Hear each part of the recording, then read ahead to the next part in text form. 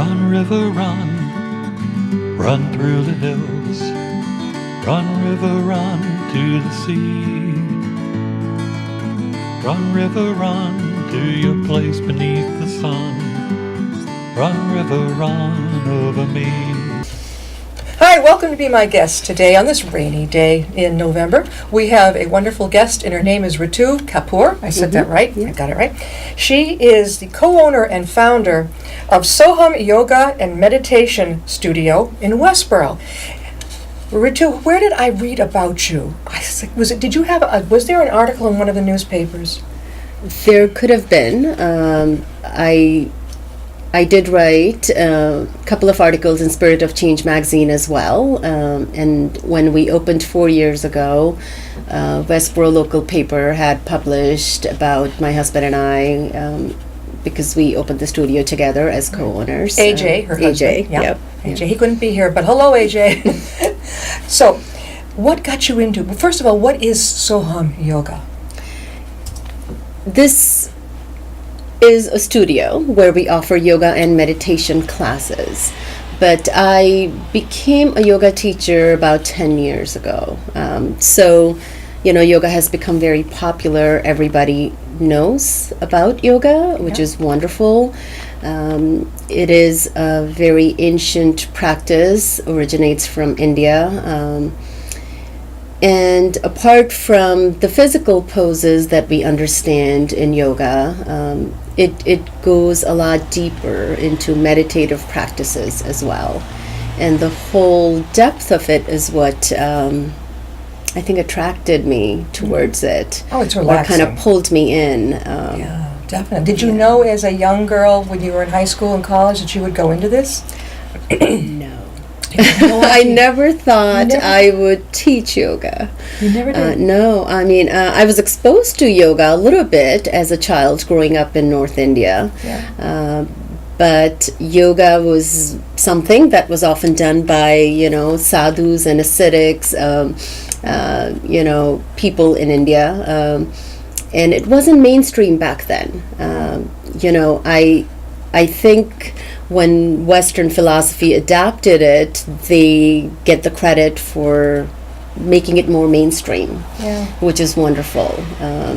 It's great because I was sharing with Ritu, I've got to make sure I said Ritu, that when I first started, many years ago, I was going to a particular yoga class. I don't know if it's called Kundalini or whatever it was, but we would do a little bit of physical, but not much. What I loved the most was she would have us sit there and start relaxing from the top of your scalp, go down to your eyes, your nose, relax your mouth, and by the time I think she got to my throat, one time I completely went out, and for me, that's fantastic. That is fantastic, to be able to go that deep and allow yourself to relax that much. Do you do that with the Soham Yoga?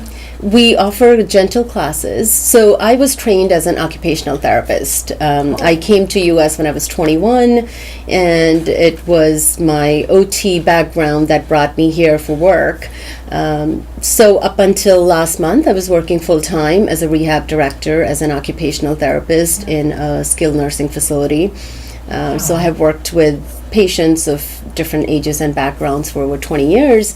So that's why I never thought I had this wonderful career that I loved, so I never thought I would teach yoga, but it kind of happened. It was more like a journey or evolution, you can say.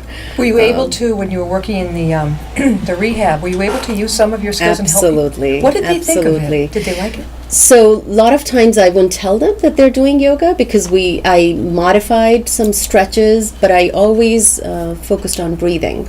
Breathing is the integral part of yoga. What is it? You breathe in 7, hold it, and then, or you go like this, one nostril and then the other? So that's a form of breathing called pranayam, where there are different types of pranayam.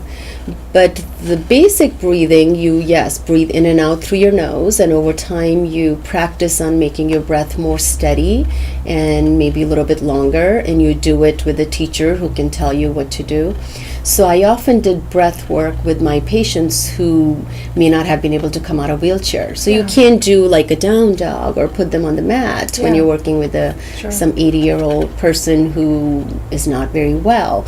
But everybody can breathe, right? Yeah. So We better be able to. We're so that's what my motto is too. If you can breathe, you can do yoga. Yeah. So I often brought those practices. Sometimes if my patients could do stretches, we did stretches in the chair, and at the end they would say, "Wow, that was great. What was that?" And I was like, "That was yoga." So that's how. And then you decided. What did you try out doing your classes before you left your regular job? I did both for some time. Last 4 years, I've been working full time and teaching yoga at the studio. Before I opened my studio, I taught at different settings. I taught at a Hindu temple in Ashland. I've been up there. Okay. That looks like a Hollywood set. It is amazing. I took my son up there many years ago. I wanted him to see it. And as soon as you go in, you take your shoes off. Right. And then I noticed all these shoes all around on the side. I'm like, wow. And you could go into this little room, and there was a man doing some kind of chanting. Yeah. And you could go into the big room. Mm-hmm. Well, you know all this. And they had like food placed in different places. I thought we were going to be enjoying that after a sermon. Being an American, going to American churches, I thought, oh, this is for us all to enjoy. They said, then I sat and I had my legs out. I was getting comfortable. One of the gentlemen came up to me and went, "Gotta put your legs back in." They all knew that we were, new there. I said, "Oh, okay." Right. It was amazing going from each goddess to the other. Right. It's huge. So I enjoy teaching there. Obviously, it's the religious grounds, but I've taught yoga in a very secular way. And yoga is secular. It's a philosophy. It's a practice that you do. It's you can't say Hindus do more yoga than whatever. So there is no religion in yoga, but that was just one place where it allowed me to start my teaching journey of yoga. And then I taught at Whittier Rehab in their outpatient setting. Yeah. I taught some yoga to people with different injuries, and that was a great experience. Yeah, so those just were different venues for me to practice. But then my husband is the one who encouraged me to start a studio. Good. And, when you open a new business, it is intimidating. Both of us had secure jobs, and here you are, you open up a studio, and there's so many unknowns about starting any business. Yeah. But it's been How long has it been wonderful open? 4 years. Then you're doing well. 4 years. Now tell everybody where you're located. So it's on 30 Lyman Street in Westboro. It's very conveniently located in a shopping plaza. Lots of parking, very easy to find.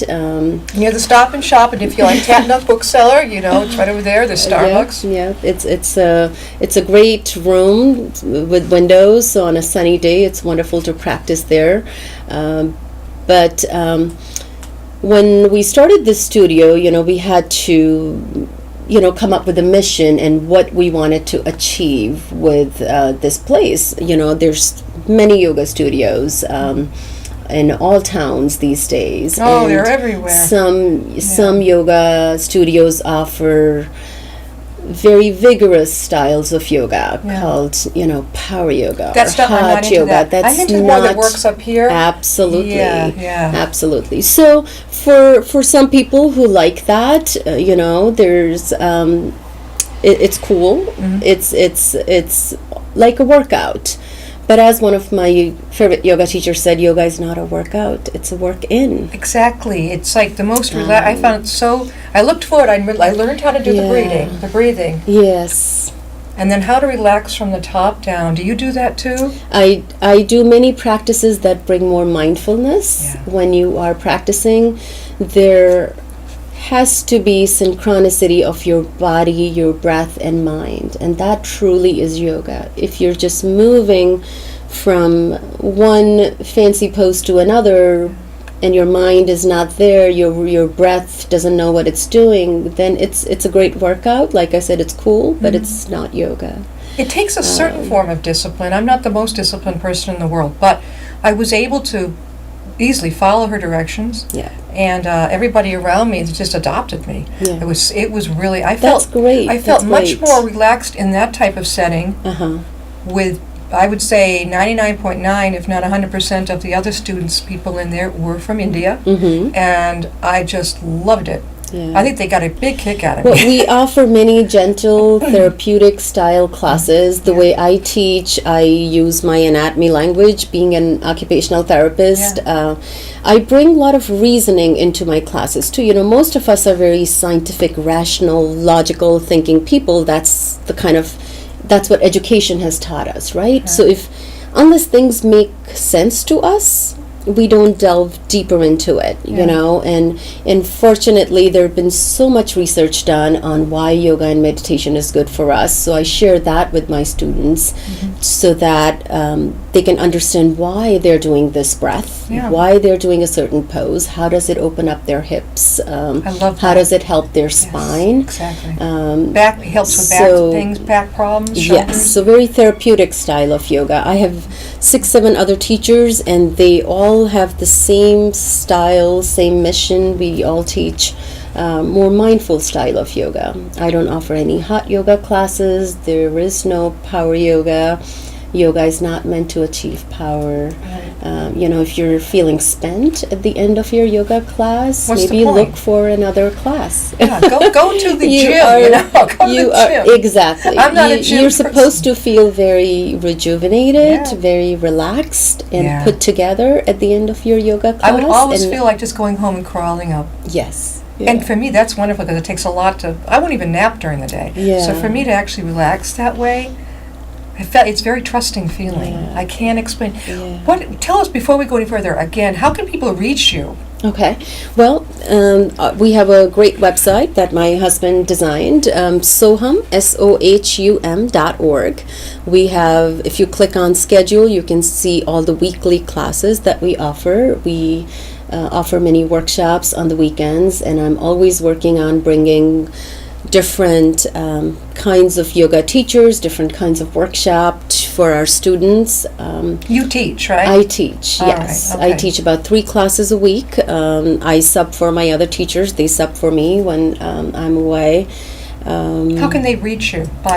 On email, you can email me, info at sohum.org. Those emails come to me. Or ritu.kapur at sohum.org. You can also call the studio number that comes directly to my cell phone. The number is 508-329-3338. So We are there's many talking with ways. Ritu Kapur, and she is the co-owner and founder of Soham Yoga and Meditation Studio in Westboro. Now, how close is that? I know people watching out of state, out of the country, they're thinking, where's that? But we're very fortunate to have her here, which is Westboro, is Thank right you. over the line, a jump from, and you came in through Hopkinton today. Yes. That's, if you kept going straight on 135, you hit Ashland and then the temple on the right. Yes. It is the most amazing. You go up the drive to the temple, and it just, it is, is it true that they brought the building materials from overseas? Some of it, yes, they did. Yeah. Oh, it's gorgeous. They've recently done some renovation as well. It's really beautiful. It is. It is. I don't think I've ever seen anything like it except in maybe a movie, something like that. Now, when people come to one of your classes, let's say somebody's new to it, what happens? They come in, do you have to bring a mat or do anything? We have plenty of mats. I always tell people, bring your own mat if you want to practice on your personal mat, but we have plenty of mats. I love to use props. We have plenty of big bolsters. We have big thick blankets, some yoga blankets, and I like to make my students as comfortable as possible. I always like to ask them if they have experience or not, if there's any history of injuries or certain concerns, so I can modify the poses for them. I offer group classes, but if somebody wants a private class because they have certain issues that they just want to tackle privately with me, I offer private classes as well. I know that the one that I used to go to, and it was great for the longest time, and I adore the teacher, but I think she made the error of beginning to only do them in Hindu. dialect, Okay. which left me out. Yeah. I mean, I couldn't just have somebody beside me completely translating it, and I felt horrible. Yeah. But So, you know, of course, I offer all my classes in English, as Yeah. do all our other teachers. That I think that goes without saying. it should be, yeah. It should be. Who are you trying to attract? Just one Exactly. language, or just how about everybody? Everybody, of course. And we have some Indian students. We have many non-Indian students. How many in each class? It varies all the time. I could have 2 students in one class. I could have 11 in the other. So it's very hard to tell because the weekly classes have open format. You can come as a drop-in. It's only $16 for a drop-in class. You can pay as little as $12 when you're a new client. So it's very affordable. If you buy a pack of 5 or 10, it becomes a little bit cheaper. So we Well, do you our can't best. beat that. Yes. Now, what days and times are the classes? Every day. Every single day? Every single Sunday day. too? Sunday as well. I teach Sunday morning classes. I've been What all these time years, Sunday morning? 9 to 10. Oh, well, okay. What about evening classes? But do you teach any of those? I teach a Thursday evening class. We have other teachers who teach on different weekdays. One of our wonderful classes is yoga offered in ASL, American Sign Language. I'm Really? very proud, I can say, that I found this wonderful teacher, Sarah Dugas, who is from deaf community, and she offers this class in ASL. It's been very popular, very well received by deaf community. That is amazing, and it's obvious. Is sign language in any? Is it just as much in Hindu as it is in It's English, yeah, it's And English. people understand what you're talking about. Yeah, it's the whole deaf community out there. I've never heard of a yoga. This is fantastic. A Yeah, yoga teacher yeah. incorporating sign language for Yeah, people who. yeah. My gosh, that is fantastic. Yes. So you teach on Thursday nights. Yeah. What time is your class? Thursday night is 7 to 8 p.m. I make it late enough so people who are working. Yeah. We have been adding new classes as people tell me, this 4 to 5 time, you don't have any, like, for teachers who may want to come attend a class at 4 p.m. right after school and then go home. Yeah. We have a Wednesday afternoon class for them. So when I find out, if some of my students tell me, you don't have an early evening class, I try to work towards adding that. Yeah. So it depends on sort of demand and supply kind of thing. Exactly. Those people yeah. like myself are busy during the day. Yeah. And then have dinner. Yeah. And then would be there at 7, did you say? 7 to 8. p.m. Yeah, 7 to 7 8. to 8. That's Yeah. perfect. Yeah. That's perfect. Do you ever do chanting? I remember I learned some Indian chants just by hearing it over and over. Occasionally. I have one teacher who teaches meditation, and she loves to chant. So chanting is sort of bhakti yoga, more faith yoga. I do practice a chant of Om at the end of each class, but I yeah. offer my students, I said, either listen in or join me. I also tell people they can also say the word home, which has the same sounds as Om. It does. So, but that's the extent of my chanting in my classes. Like I said, I want students to feel very comfortable so that no matter what faith they're from, I don't want them to be intimidated with either too much chanting that they don't understand in a different language. That was the part that I have a good ear for picking up a song in a different language. Mm-hmm. However, watching, she has a guru that she favors, and she'd show us the movies, and I loved his philosophy, but I couldn't understand. She didn't have enough in English. Yeah. So I'm like, Yeah. God, why? Well, join me sometime. It would be a pleasure. Did you know? Well, first of all, we're talking with Ritu Kapur, and she is the co-founder and owner of the Soham Yoga and Meditation School in Westboro. And you and your husband AJ founded this 4 years ago. Right. You came over to the States how many years ago? It's been over 20 years. I came in 93. What brought you here? My occupational therapy. So I finished my college as an OT in India. I worked in India for a year with children with autism and muscular dystrophy. There was this spastic society of Northern India that I worked for. And then I interviewed actually on phone with one of the companies here in America, and they hired me. Here in Massachusetts? And I started in Raleigh, North Carolina. Wow. And then I was in Missouri for a year. You traveled. I traveled, but that company was wonderful. They gave me the support I needed as a immigrant, as a foreigner, to understand the culture, the healthcare where I was working, and so much. And finally, when I was ready to apply to BU, I did my master's at Boston University. That's when I moved to Massachusetts, and I haven't left because I love it here. That had to have been culture shock, because Boston, with everything, boom, boom, boom, boom. I loved it. Yeah. I still, when I go to Boston City, I love it. In summer, I bring my kids there. How old are your kids? I have 2 boys, 12 and 16. Ooh. Yeah. Yeah, you got 2. Yeah, I've got a son also. He's 25, going on 16. But, so they were born here in America. They were, yeah. Now, So- do you go back often to visit the family? I go about every couple of years. But, now I have lived more years in America than I lived in India. I was only 21 when I moved. Yeah. So I equally love both countries. They're my own countries, both. Yeah, definitely. It's like having 2 kids and picking one or the other. You can't. No. There's a wonderful movie out. I haven't seen it yet. I'll probably get it on DVD. Victoria and Kabul? Is I it? saw that movie recently. Is it as good Victoria as and Abdul. Abdul, I Yeah. can't wait to see that. Yeah, That really it's a looked good good movie. because he became so much of a friend to her. Right. Was it true? That's what they're saying. They found his journal and from readings. So it had to have been it's true? based on a true story. Yeah. So now, all right, so in your building, are you on the second floor or first, or where are you? We are on the ground floor, so even if you're in a wheelchair, you can enter. You can come in that way. You can come in. Yeah. Okay, well, that's good to know. And don't forget to take your shoes off. We do have a waiting room where we take the shoes off because yoga is a practice where you're on the ground on the mat.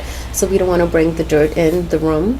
We try to keep it very clean. I remember afterwards, when I used to go many years ago, she would pass around almonds for people to eat afterwards, something like that. What I loved is when some of the Indian gals would bring in cookies, I'm like, and one of them caught on to me that I'm like, give it to me. It was so good. I don't know what was in it.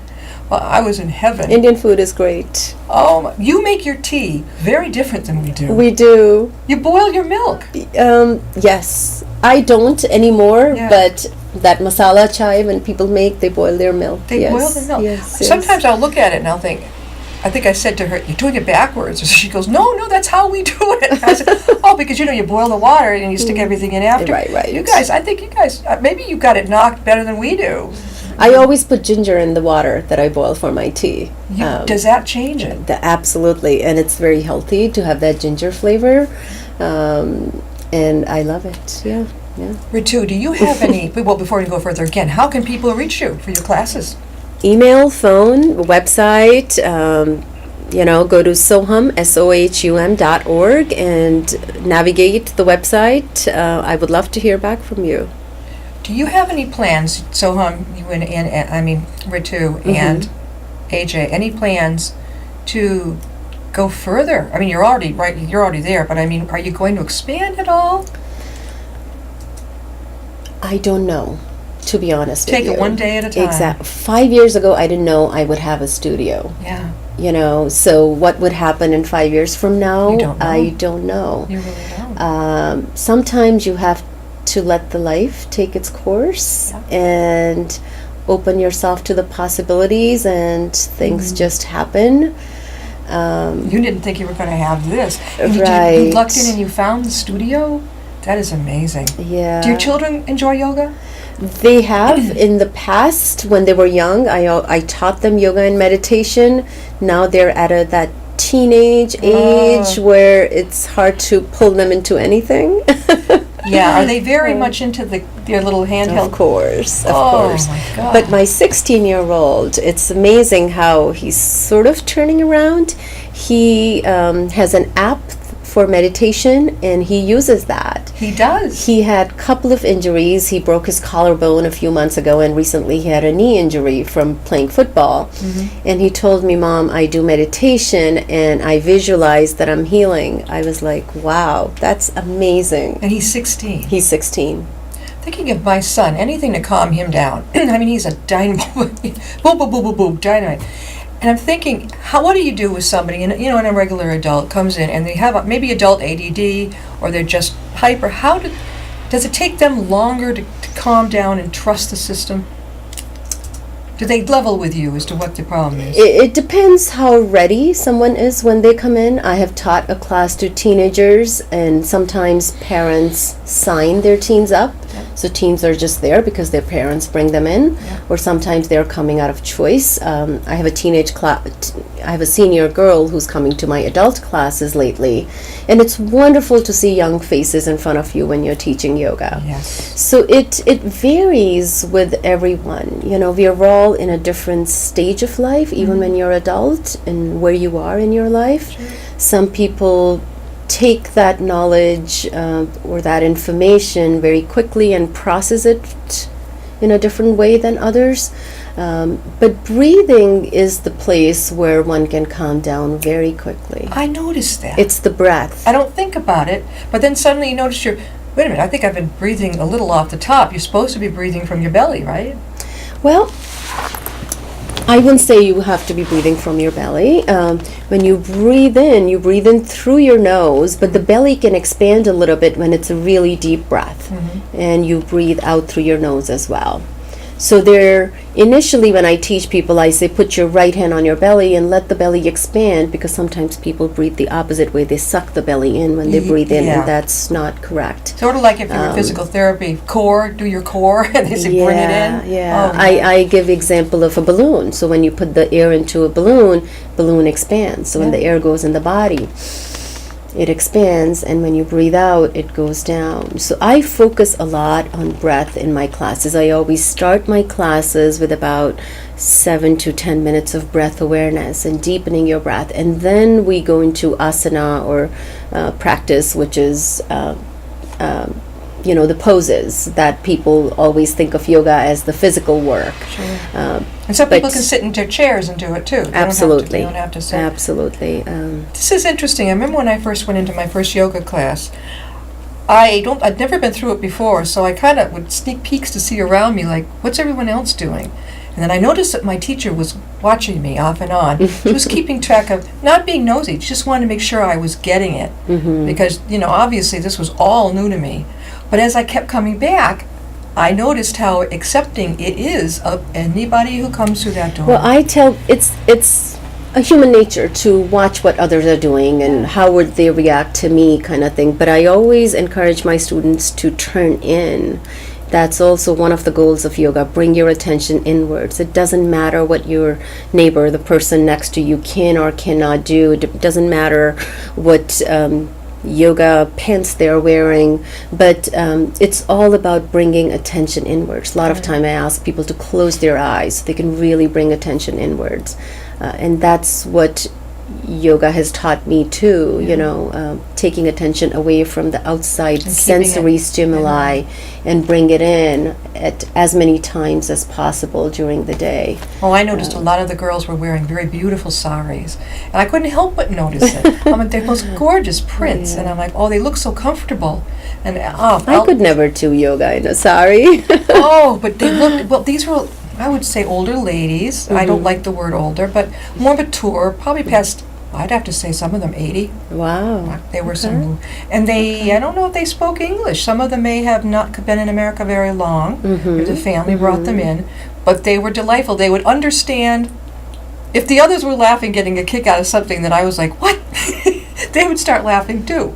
I guess I don't know what, but I enjoyed it so much. That's great that you had a positive experience with yoga. I did. I hated to have to leave. That's why, when I read about you, I thought, this is great. So AJ, her husband, and Ritu, right here, Kapur, founded the Soham Yoga and Meditation Studio in Westboro. And they're on Lyman Street. What number again? 30 Lyman Street. 30 Lyman and Street. the suite number 108B. 108B. I'm going to write that down. Okay, 108B. Now, the suite, the day that I was interested is Thursday nights at 7. Yes. Every Thursday night. And no particular wardrobe included. You can just come. You can come in your sweats. Yeah. Pajamas? Yeah, absolutely. Why not? You can come then. This is great. Thank you so much for Thank you, Jen, for this opportunity to You're talk to your welcome. viewers. I appreciate it very much. We'll see you next time. I'll be my guest. Thank you.